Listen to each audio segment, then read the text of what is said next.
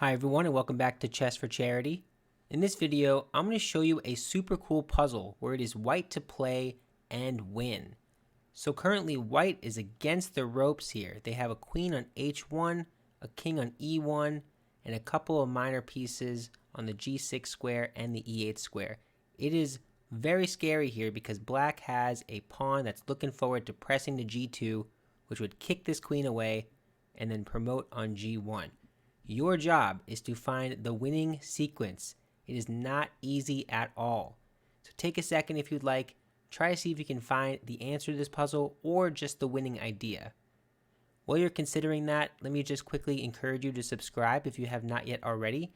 Half of the income that I earn in this channel goes directly to charity, and so far we've raised a little bit over $1,100 so far for charity. So thank you all so much for people who have subscribed. Really appreciate it. Okay.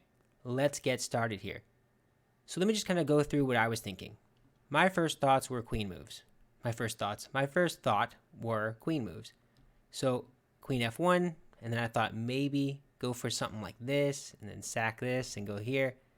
A lot of ideas.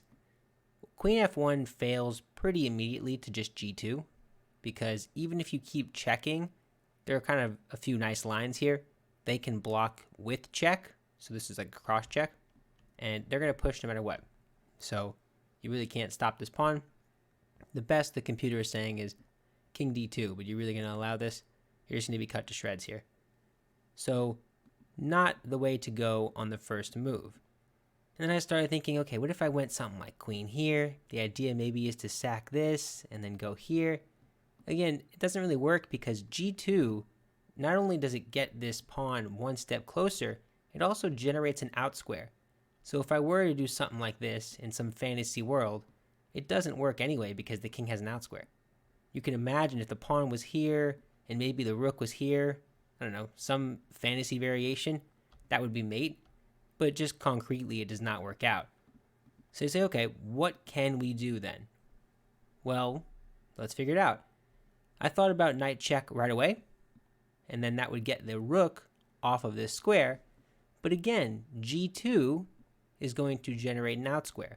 I can't do anything about this. The best I have is to just give up my queen, and that's not going to be a win. Okay. So what's the winning idea? Well, I should show you first the drawing idea. And the drawing idea is king d2, which looks a little crazy, but after g2, what's the main idea? You play, really cool move, queen e1. And if they promote, you check them, and they only have one square, and then bishop c6, just kind of seeing the idea here. Look at, they can block with the rook. It's kind of a crazy variation, but this is a draw according to the engine. So look at this. Let's just say they go in the corner. You can take here, you can take here. This is cross check, bang, bang, and look at that. Just like that, it's a draw. So king d2, and that's showing with g2 as the next move, is a draw. You don't want to draw. You want to win this game. And you can win this game. So what is the first move? Now is your last chance. What is the first move? I'll give you a hint. It's a bishop move. And you might say, okay, well, if you just take a random guess, there are only 5 squares, and you only have one guess, so you have a 20% chance, right? And realistically, you're not going to put the bishop on a4 or any of these squares, so really you only have 1 out of 3, like this. Like that. Okay, come on. So what's the idea here? The move is bishop to c6. Now, hopefully you see the idea. Right now I'm threatening checkmate in one move with either the queen or the bishop, because importantly, this square is blocked off by the knight. So just to show it, if they make a nothing move, you just checkmate them. Let's go with the bishop. Looks cooler. Okay. But wait a second, you might wonder, doesn't this just hang the idea of rook b1, and then the king moves out of the way, and then you take that queen? Well, this is where the beauty of the puzzle comes in. So see if you can see the variation here. If you haven't seen the solution, just see if you can go one move deeper. Okay. Black plays rook b1. Let's start with that variation. You play out of the way. King e2. Very natural. King d2 is a bad move, but we can explain why later. But this is a very natural move anyway. King e2. If they take, what happens here? This is actually a mate in 4. Can you believe that? This is what I love about chess. This is a mate in 4. How does that move kick off? What is the move that starts this sequence? How does the mate kick off, is what I should have said. The mate kicks off with bishop g2. Stunning move. What is that doing? It draws the king out. Now, why do I want to do that? Well, now this knight wants to hop into f4, and a very important pattern here. Both of these squares are covered by the knight. One knight move covers both squares. There's only one legal move here, king g1. And now, the super cool move. Such a quiet move. King e1. Now, it's funny, they have 1, 2, 3, 4, 5, 6 pieces on the board. Only one move. That move is g2, and the mate in 4 concludes with a knight e2 mate. That's a really nice variation. So, in other words, after you play bishop c6, if they play rook b1, they cannot take your queen. That's pretty crazy. So you might say, okay, maybe they want to keep checking me and just run me around, maybe hoping I repeat. Maybe they're going for a draw. Or maybe they play rook g1, which is a cool looking move, to guard this g2 square, because that's the threat after all. Let's look at those variations. So if they play rook b2 check, just trying to keep you going back and forth, there's no problem there. King d3. And what are you going to do as black? The main variation is g2, and it's just, there are so many cool variations in this puzzle. The winning move here is queen to c1. What is that move doing? Attacking this, threatening this. Maybe one day you want to do something on the g2 square, depending on what black does. It's amazing. So just to show a variation in this line, if rook b3 check, the king just walks out of the way, and I'm threatening to go here, so they would just keep checking, because this is the way computers play. And this is kind of what the computer's saying. Give everything up. Because if you don't, and you make a nothing move, like you promote, this is not going to work. Why? Queen h6 check, king g3, queen h4 is mate. That bishop is the MVP. So just giving you a sample idea of how easily it can go wrong, right? That's if they kept checking me. And that's just one variation within that. If you want to dig into it, please do. The variations are all there. I should say the position itself is always in my descriptions, so feel free to look at it, copy and paste it into chess.com or something. It's super fun. Okay, let's go back. So I showed b2, and you can do other things if you want. Maybe the king goes here and you do something else in this position. It doesn't really matter. It's the same idea. Maybe we'll show one more. If rook f2, that's a cool idea. Here's a nice move. From one corner to the next corner. Queen a1. What am I threatening? I'm trying to make it all the corners. I'm threatening mate. So what do? Well, the computer wants to give up all the pieces, because that's how computers are. You want to do this? Maybe something like this. They're going to do this. Yeah.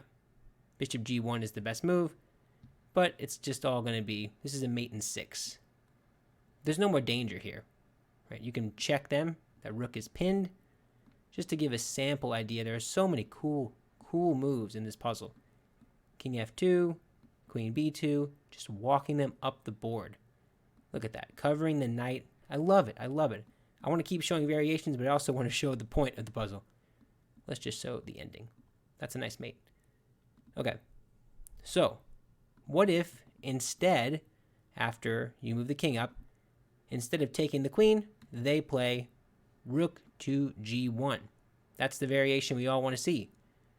So you no longer have any threat here, because it's currently being covered by the rook and the king. Great. What do you have then? Well, this position is a checkmate in 8. Not easy to spot either. It kicks off with queen d5. Now, where else would the queen go, you might wonder? Well, not really anywhere else. They don't want to just leave it there for too long.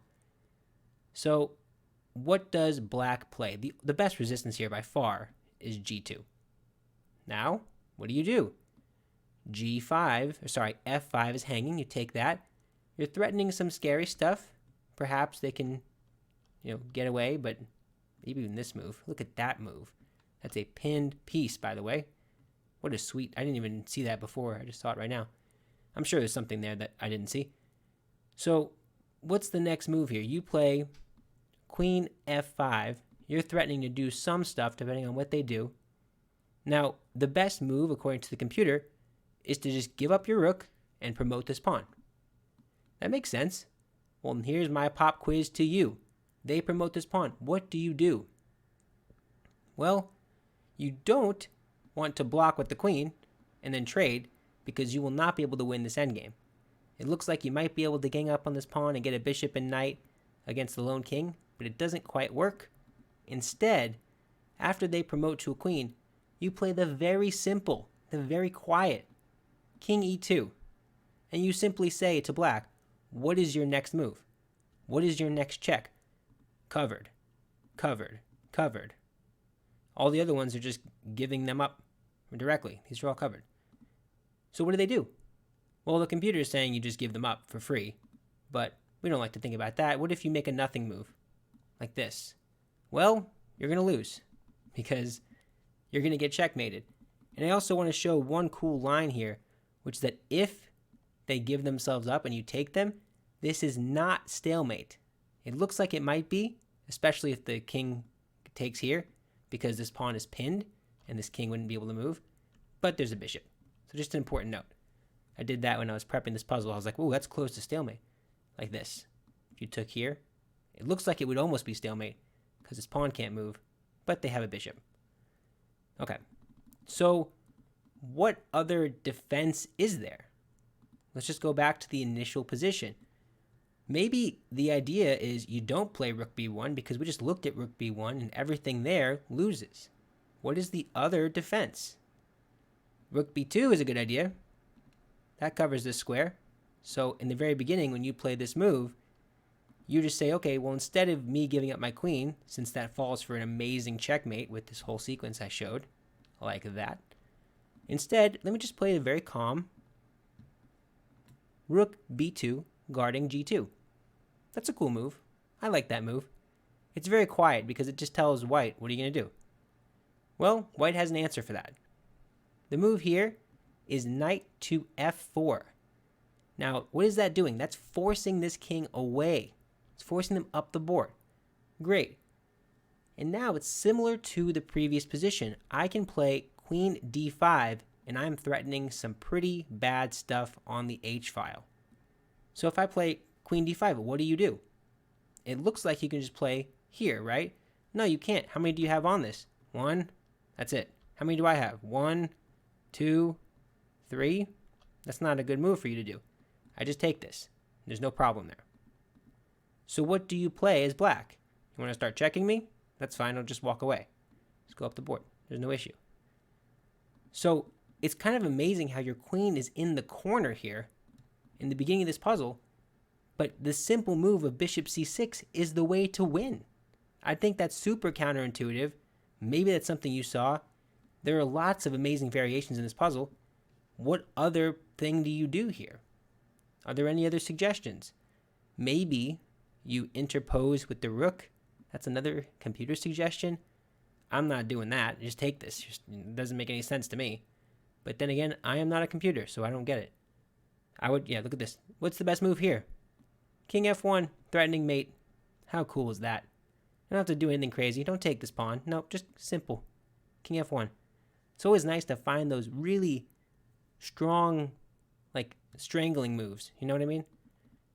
Okay, I think that's kind of all the variations I wanted to show. It's just such a cool puzzle because bishop c6 out of left field just threw me off like crazy. And I don't really see what else you can do to stop it. If you play this directly, that doesn't do anything, right? If you move the rook to guard it, we went over that. If you check and take me, we went over that. If you check me continuously, we went over that. I think that's about it. I think I'll just end it with the main line, which is going for that queen, because this variation is amazing. But yeah, that is pretty much it for the video. If you enjoyed it, be sure to let me know. As I mentioned, every like, every subscribe helps us out so much. So thank you for your support. That is it for right now. Talk to you soon. Bye.